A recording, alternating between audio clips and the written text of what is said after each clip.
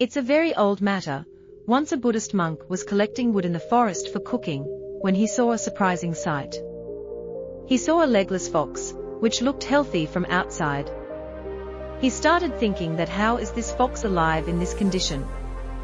It doesn't even have legs, then how would it be able to gather his food? He was so lost in his thoughts that suddenly, there was a sound of a big animal coming. He saw that the lion king of the jungle was coming towards that side. Seeing the lion coming, the monk quickly climbed into a tree and sat on the tree and started watching the movement of the lion. The lion had hunted a deer, and was running towards the fox holding it in its jaws. He did not attack the fox, but gave him a piece of deer meat to eat, and then went away by pressing the remaining deer in his jaw again. The monk was even more surprised to see that the lion was giving food to the fox instead of killing it. The monk mumbled to himself. He could not believe his eyes. So the next day he came again, and sat on the same tree, and hid and waited for the lion to come. The same thing happened today. The lion brought a prey in his mouth, and left a part of it in front of the fox. The monk thought that what could be a greater proof of the existence of God? He also arranges food for whomever he produces. He decided that from today onwards, like this fox, I will also live at the mercy of the God. He will arrange my food. Thinking this, he went to a deserted place and sat down. The first day passed, no one came. The next day some people came, but no one looked at the monk. Slowly his strength was running out. Within a few days he became so weak that he could not even walk. Then one day when a Mahatma passed by, his eyes fell on that monk.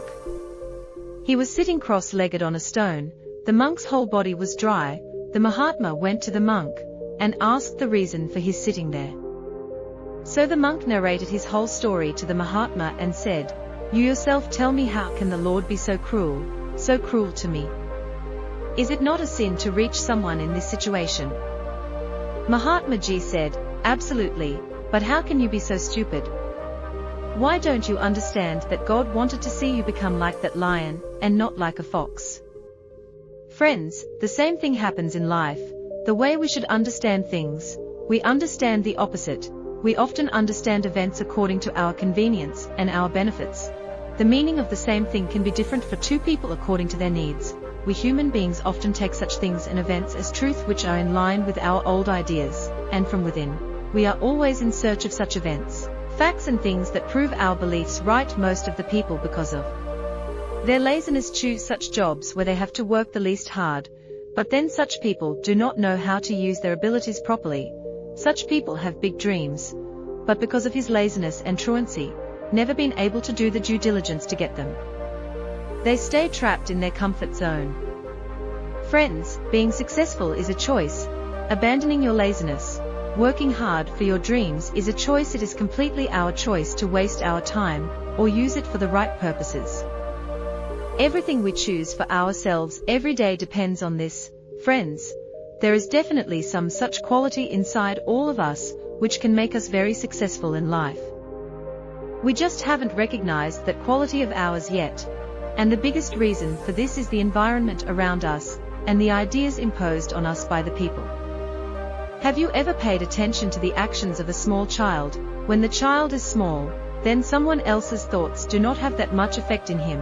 If you say to him, "Son, you cannot do this," then his answer will come, "No uncle, I can do this," and the answer comes from within, not any pretense. You ever notice that young children take the difficulties they face as challenges, and try to face them with full energy and tenacity? Because till then no one would have told them the lie that these difficulties, these are the troubles of your life, they stop you from moving forward, you cannot beat them. Difficulties make a person weak, and don't know many such things. When a small child learns to walk and falls again and again, he stands up every time, without any self-indulgence and fear, and tries to walk again, because then no one would have filled his mind that, "Son, failing is a crime, you should be ashamed after failing, you should be afraid of failure." Rather, every time he falls, it is said that, "Son, try again, you can't just walk, you can even run," and that child learns to run and run after a few days.